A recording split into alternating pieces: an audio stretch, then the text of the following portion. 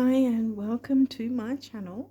I'm doing the rising sign readings as usual now for the rest of the month of November. This might actually move a little bit into December as well because of, well, how late I'm posting it.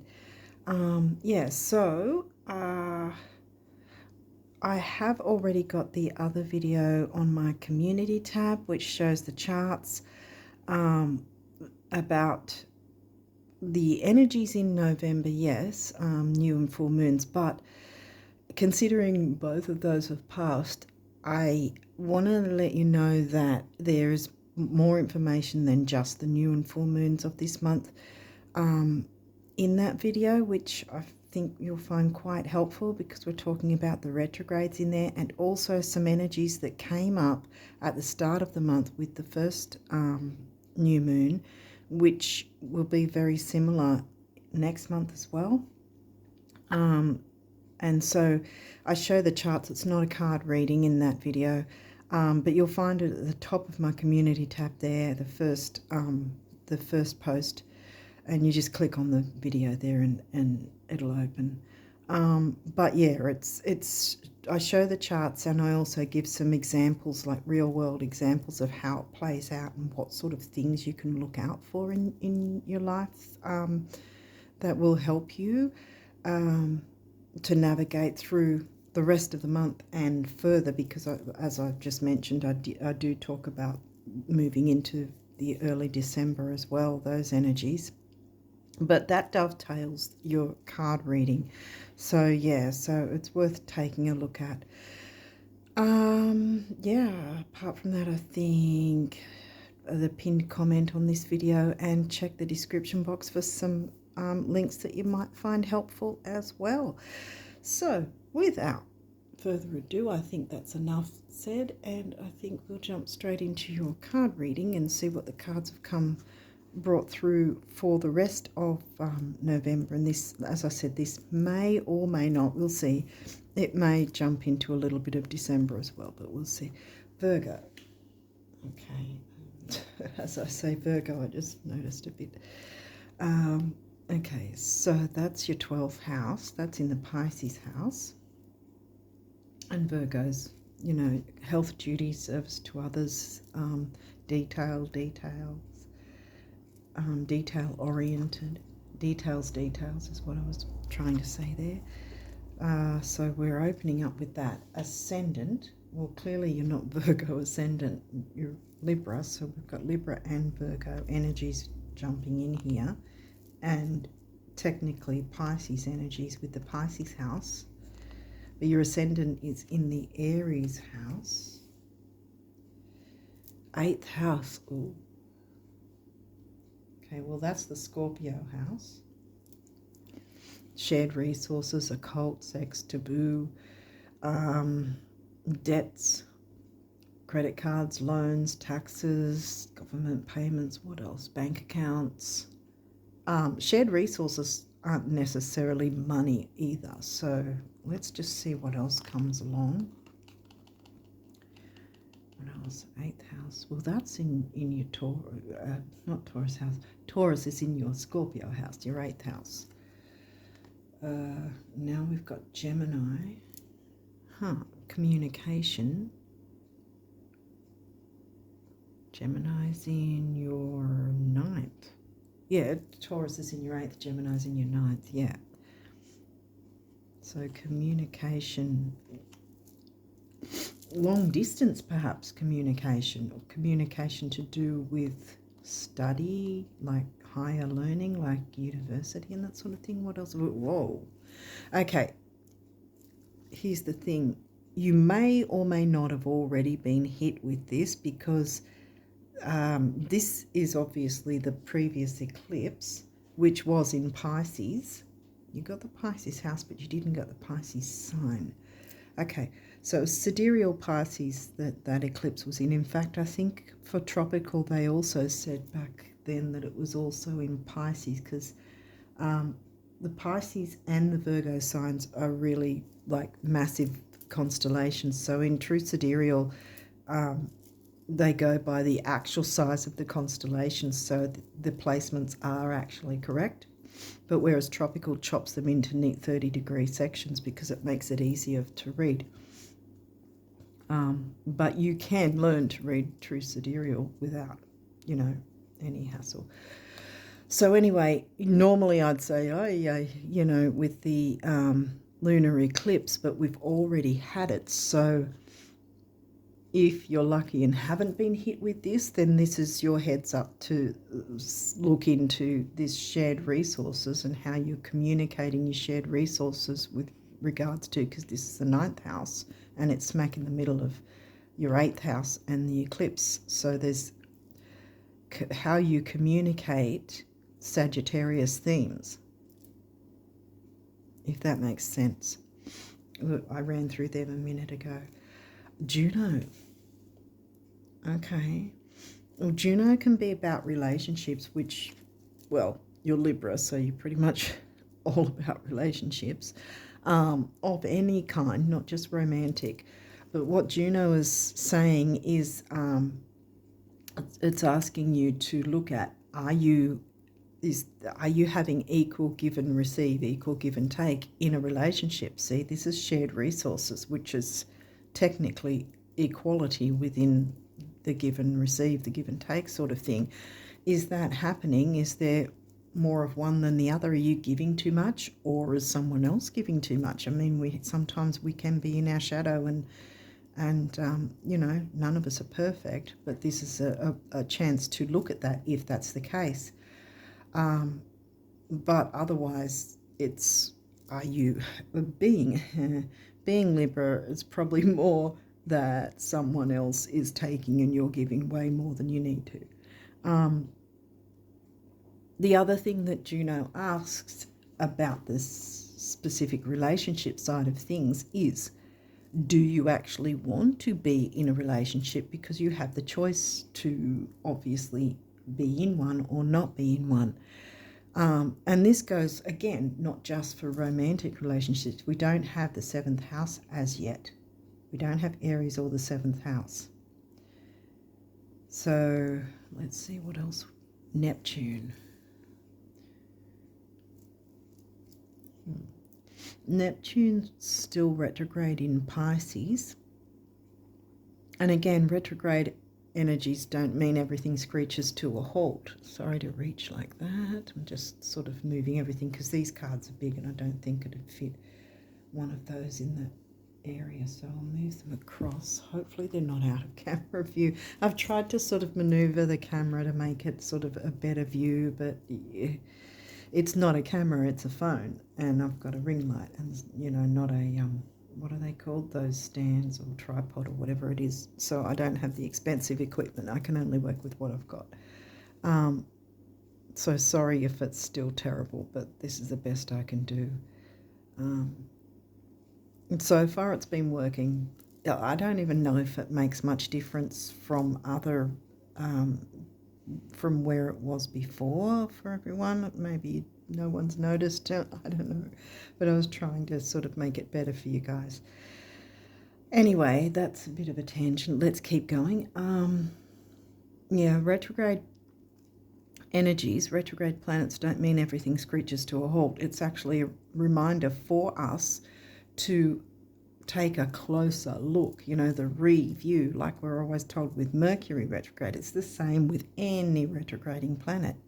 And so it's asking us to take a deeper look into those energies.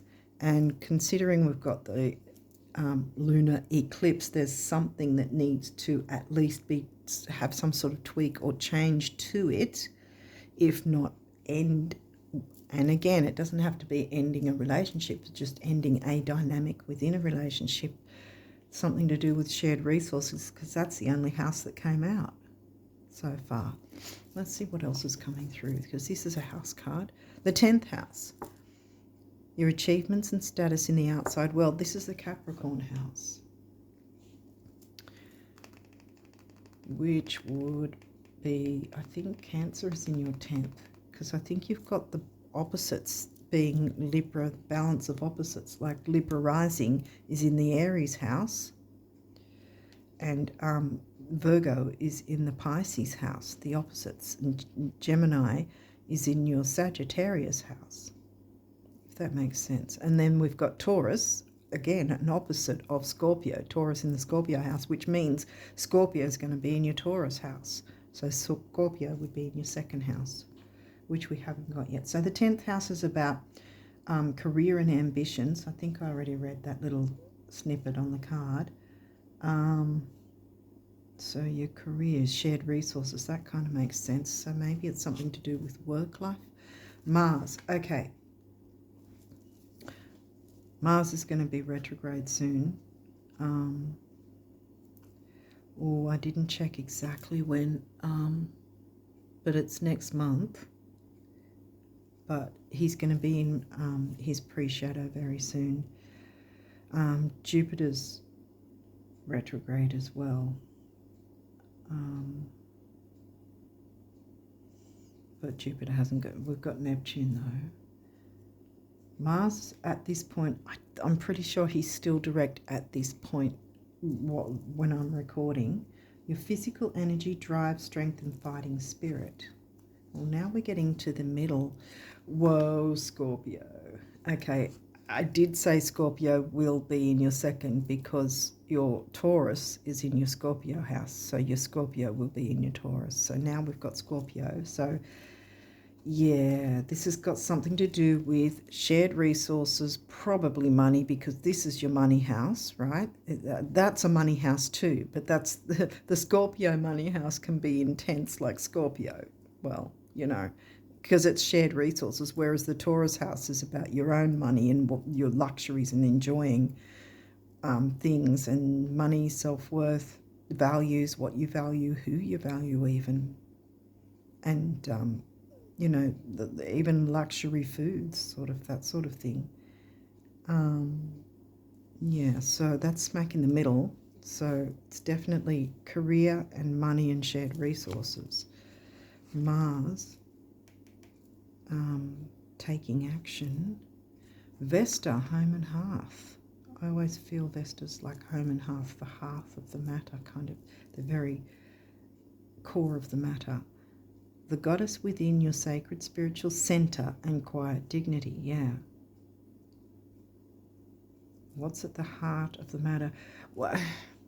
What's at the heart of what you want? You know, Scorpio does have that stereotype of being intense, but sometimes the intensity is actually a good thing. You know, especially if you've been ignoring your own wants and needs, because this is in the second house, right?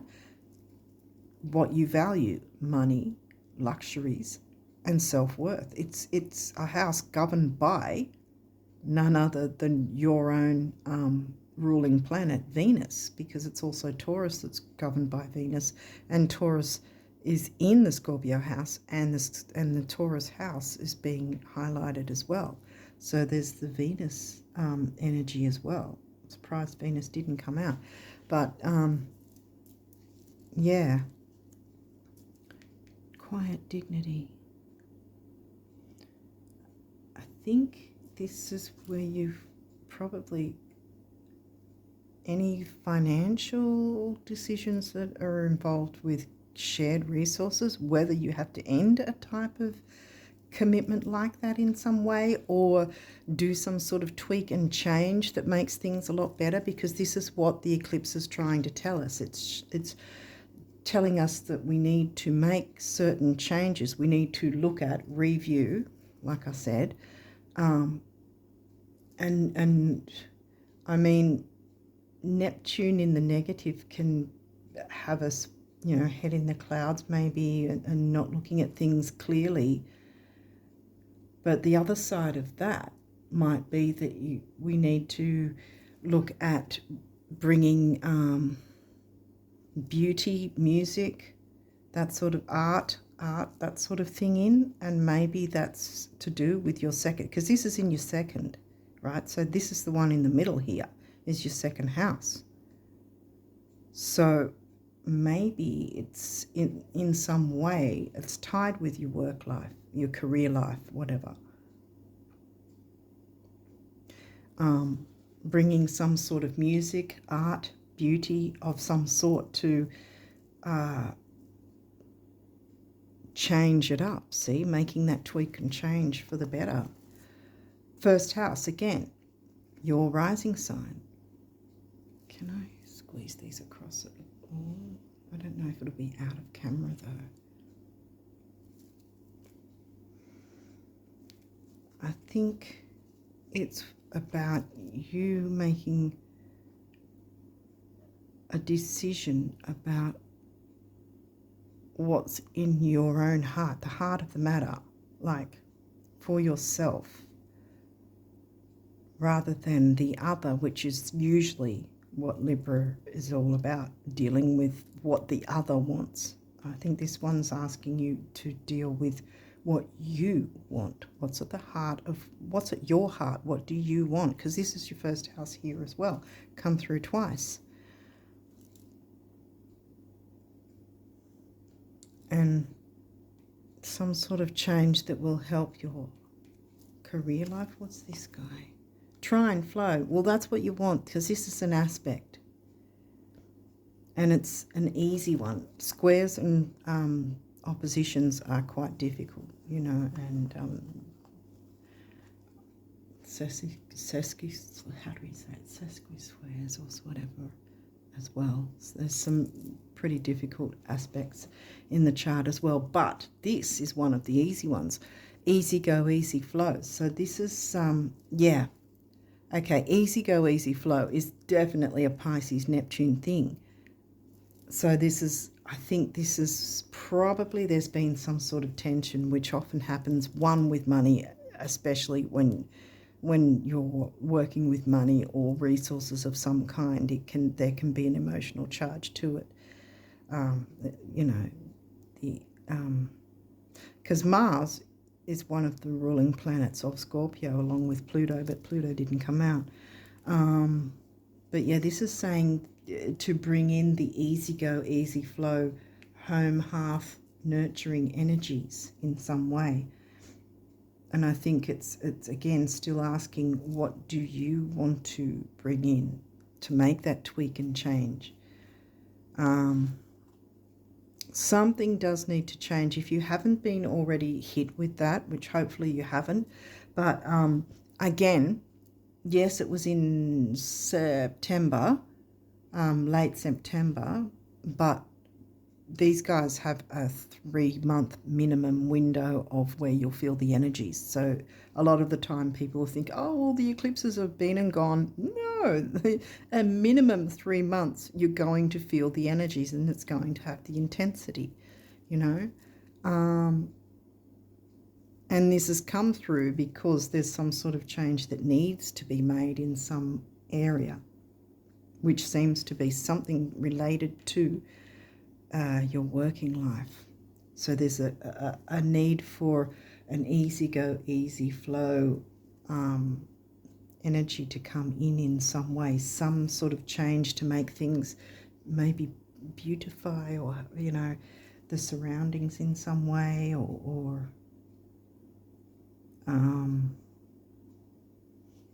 maybe it's about what time you spend working. What do I want to say here, Spirit? What are you trying to do? Like, if maybe you need to take certain breaks, if there's something with your work life in whatever form that is, with your career, maybe if there's certain things you're working on, to take certain breaks, so you're not constantly, at it all the time, if that makes sense. Might be something as simple as that, sort of because here we go again, duties, or details, that's what I said. Yeah, because Virgo loves to have everything routine, organized, you know, and it might be something like that, to have a certain bit of organization while still having that easy go, easy flow energy. and maybe it's been, yeah, like I said, you've been so focused on something to try and get through that it's sort of maybe worn you out or something, or you're feeling maybe that worn out in some way, but or someone else is sort of dragging the chain in some way, or holding you back, or not doing their part. Yeah, right.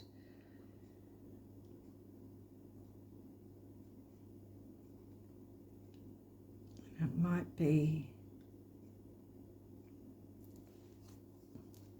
what else have we got here? Sagittarius the Voyager. Well, that can be a physical voyage, like the aeroplane on this, you know, overseas, because that's what Sag is, like expansion, Jupiter expansion. It can be religion, philosophy, as I said earlier, the study, but I don't think it's so much about study. I think Sag is in your third, yeah, because we had Gemini in your Sag house and we've got Sag in your Gemini house.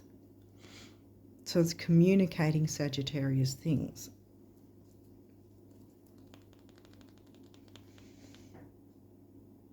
Some sort of philosophy or belief system. Well, maybe there might be some sort of form of a course or study that could sort of make things go a little easier and go, you know, more flowing, that either you could do or you could offer, you know, shared resources, or work with someone else, shared resources, to get them to do their part to bring it together somehow in relation to your career. North Node, yeah, traveling, going towards your North Node, so that's a good thing. Destiny, that's what we were all meant to be doing. 11th house now, that's the Aquarian house, and that's in Leo for you. The fun sign, Leo. So yeah, that's funny. I should say something about a course or working with someone to bring something like that into the scenario, because this is about groups, friendships, social circles. It might be a lot of careers are online these days, so there might be something like that that will bring in more interest, or something like that maybe. What else have we got? Leo is in your 11th, so there we go again, the lover. Semi-sextile, okay, you again, another aspect, allowing, so they're both easy aspects. So this is yeah, easy energies coming in. So even though we've got this, if you have not, as I call it, being, I say hit, if you haven't been hit by the lunar eclipse, then, and this is saying there's easy aspects, then this is more of an opening, you know, allowing the easy go, easy flow sort of thing, of working with someone to build something, you know, that has to do with career. What's at the heart? What do you want to bring forward, you know, because this Mars taking action, and this is, remember, your Taurus house, about your values, including your self-worth, which I think will be, you know, greatly increased if you do this or so it seems, do this collaboration. Neptune, well, this is upright, vision. If you've got some sort of vision, you know, don't sit there twiddling your thumbs and just looking in the mirror wondering what might happen. Take a chance and work with someone else, as long as they're giving and receiving equally, you know, in a fair way. Oh, ninth house exploration. Now, we had the ninth house in Gemini.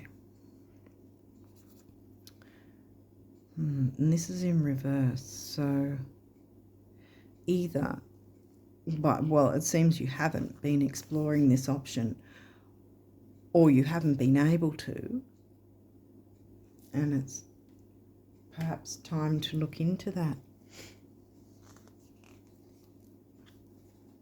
And Gemini's in your ninth, so you haven't been communicating that, whether that's from your end, being Libran and sort of being quiet and peaceful and not speaking up and saying your piece, so to speak. Saturn, well, Saturn's also retrograde. I think actually, is he still retrograde? Or he's just, if he's already, by the time I've uploaded this, if he has already turned direct, he's still in his post shadow anyway.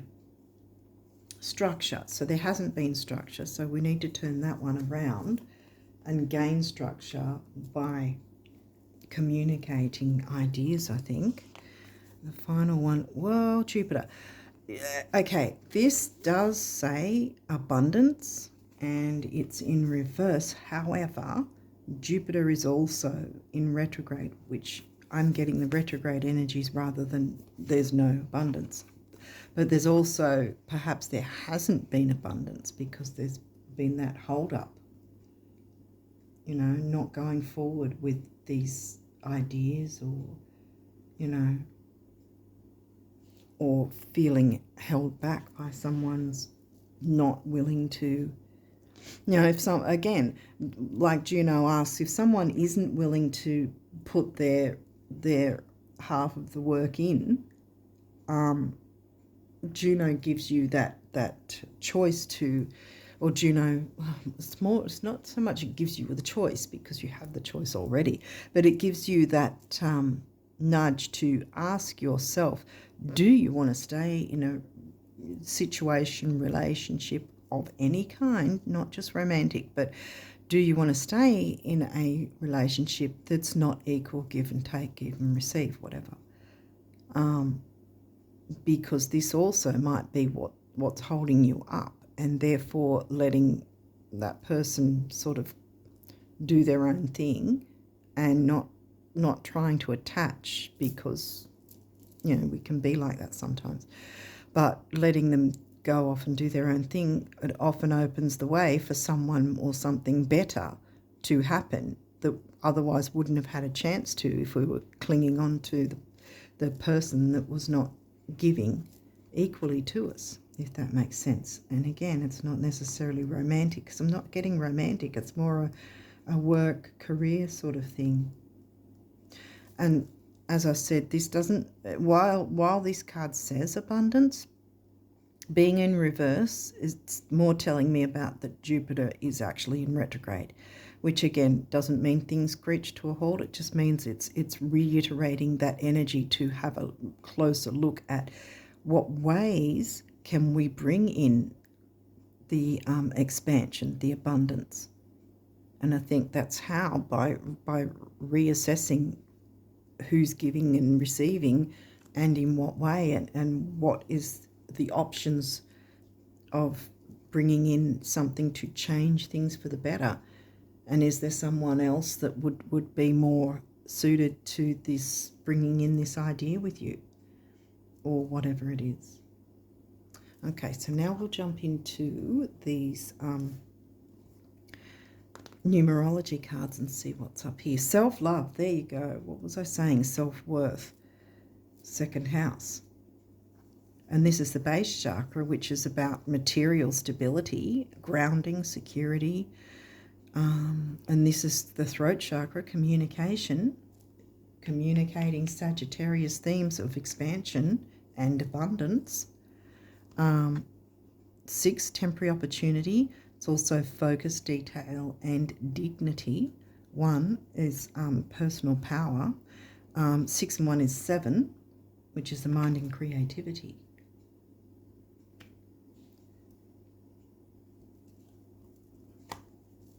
What's this guy? Synchronicity. Yeah. Work out a way that it's benefiting your Libran. So you want a win-win circumstance to happen, outcome, whatever. And if you're not getting that from a certain person or thing, then it's looking, how do you look at, take another look at what will work for you instead of sticking with what's not working. Because if you stick with what's not working, that's when the eclipse is going to be painful for us, because it'll just go, well, you're not doing the work, so I'm going to rip it out from under you because it's not what you need. And then you're left trying to clean up the mess that the eclipse has made by tearing apart everything that you had. So you really want to be working with the eclipse in terms of, okay, I'm looking at trying to make these changes. And then the eclipse is sort of like, if you imagined it as a being or whatever, sort of it's toddling along. I don't know if that's the word, is it? But it comes along and looks for if you're doing the work or not. And if you're not doing the work, like I said, it's not about punishing. It's not a what do I call it? What do I want to say here? It's not a logical thing. If it's more of, if something's not working, it takes it away. If it's seeing the energies of you making the effort to look into things and trying to make whatever changes, no matter how small, but if you're moving towards trying to make a change, then the eclipse isn't going to be painful for you. Because the new moon eclipse is so much better, because it's about bringing in the new big, huge way. This is about making changes and letting go of things in a big way. So it's the more painful one. So you really need to do your work with that guy, no matter what sign you are. Synchronicity. So finding the synchronicity to bring in this energy, this allowing easy go, easy flow energy, something to do with your career. Heart chakra here, and this is the feng shui color for money cures. 8, money and stability. 7, the mind and creativity. And back to number 6, focus, detail and dignity, as well as temporary opportunity, which means grab it with both hands while it's here. Okay. Relationship change. Here we go with Juno again. This is really what I've been touching on. Thank you, Spirit. Again, every time I see this card in one of the readings, it says relationship change. It doesn't say relationship end. So it's if it is an ending to a relationship, that's what's needed, then take what resonates and work with that. Otherwise, it's just changing the dynamic and making things work for you and whoever's involved, which is the best possible outcome. Again, the throat chakra color and the heart chakra. So we've got heart there and throat there. And 5 is freedom and change, and we've got 6 back again, temporary opportunity, focus, detail, dignity, and then 5 and 6 is an 11. Master number, personal power, and it's double, which means more than one person would benefit from looking into these energies, including obviously you. Spiritual career, here we go, career. Exactly. Like I said, a lot of careers these days are online now. And here we've got the heart chakra color again, and the purple money cure color. 7, the mind and creativity. 8, money and stability. We've got 87, now we've got 78. And then it comes to a 6 again. So that's 4 6s, a 24, which comes to a 6 again. Wow. And last but not least of these cards, again, financial discipline. Yes, because you can bring in that abundance, right? You can have the expansion and growth even with Jupiter being in retrograde. In fact, even more so, because you're looking into what can be changed to make things work in a better way. So then Jupiter's going, right, you're working with me. That's how you work with the retrogrades. There's no reason to fear them. And there's no reason to hold back from doing anything new per se with a retrograde. Because if it's new just for the sake of ego, it's not going to work. If it's new because something needs to change, something needs to be improved, then that's exactly perfectly how you work with the retrogrades, not just Mercury, but any retrograding planet. Okay, so we've got heart chakra colors here again. So there's a lot of heart involvement here, a lot of sort of the emotional self-worth kind of, you know, she's looking like she's got self-worth there. And I think that's what would help you to tap into the Leo energies as well of the 11th house. Oh, I didn't do the numbers. 4 is the number of the builder, and 8 again. How many 8s? We've got 3. 3 8s. A 24, which is 6. Okay, 6 is a big deal. 4 and 8 comes to a 3, which is communication, Gemini. And Sag is in the Gemini house, the 3rd house, you know, communication 3. And it's also youth, action, activity, and newness, which seems ironic with an eclipse card. But by clearing out whatever's holding back, you know, whatever's bringing the confusion, then you can jump into the good side of Neptune, because remember this guy came in upright. You can jump into the good side of Neptune and bring, like I said, art, beauty, music, spirituality, mediumship, psychic ability, because this is saying spiritual career. So yeah, having some financial discipline is going to help you on your way to getting that abundance and turning this guy around. While you're looking into bringing in what you're wanting, you know, putting yourself in, you know, in this as well, not forgetting yourself, so to speak, because that can often happen with, you know, Libra always putting the other first, you know, to the detriment of yourself sometimes, I think. Okay, so what have we got here? These ones, if you haven't seen these readings before, messages of abundance from the universe. So what have we got here? Behold, a new day with rainbows, sunshine, and blue skies, new players, rebounds, and recoveries, abundance, health, and harmony, just like you've been picturing them, right? Right? Please tell me you've been picturing them. It takes so little, the universe. And there you go with that being in reverse. Have you been picturing abundance or not?